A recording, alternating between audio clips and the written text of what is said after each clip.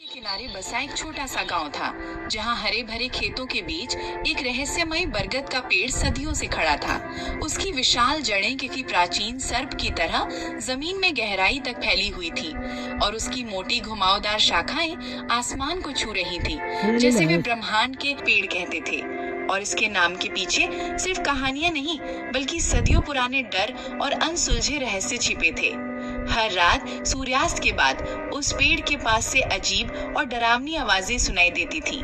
कभी बच्चों की डरावनी खिलखिलाहट जो अचानक शांत हो जाती, कभी किसी बूढ़े की कराह जो हवा में घुल जाती,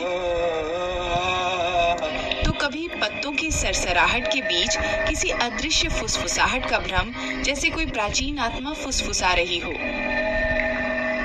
कुछ का मानना था कि पेड़ के नीचे प्राचीन काल का एक अतुलनीय खजाना छिपा है, जिसे सिर्फ भाग्यशाली और पवित्र हृदय वाले ही पा सकते हैं। जबकि कुछ का मानना था कि वहां बुरी आत्माएं और भटकती प्रेतात्माएं वास करती हैं, जो किसी भी राहगीर को अपने मायावी जाल में फंसाकर हमेशा के लिए कैद कर सकती हैं। इसी गहरे डर के कारण सूर्यास्त के बाद कोई भी उस पेड़ के पास जाने की हिम्मत नहीं करता था, और दिन में भी लोग एक निश्चित दूरी बनाए रखते थे, जैसे पेड़ के चारों ओर एक अदृश्य अभेद्य घेरा हो। इसी गांव में रहता था रामू, एक गरीब किसान। उसकी छोटी सी झोपड़ी थी, जिसकी टूटी हुई छत बारिश में टपकती थी और जिसकी दीवारें मिट्टी और गोबर से बनी थी। वो अपने सूखे खेतों में दिन रात एक और रात ढलने के बाद थककर सोता था।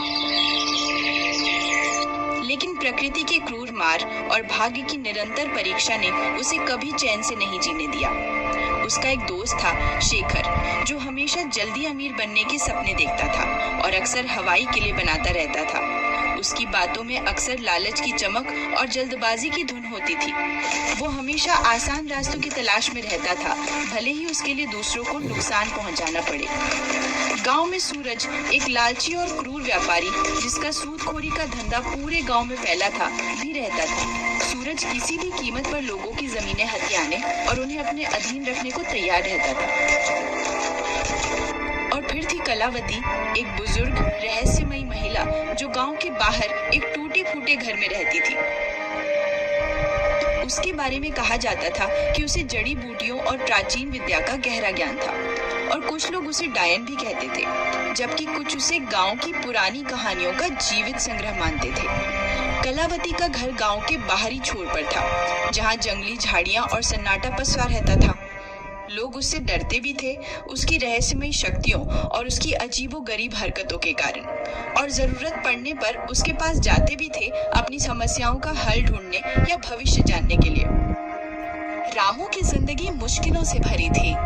लगातार 2 साल से सूखे की चपेट में उसके खेत बंजर हो रहे थे, जमीन सूखकर दरारें पड़ने लगी थी, और वो सूरज का बड़ा कर्ज चुकाने में असमर्थ था। सूरज का कर्ज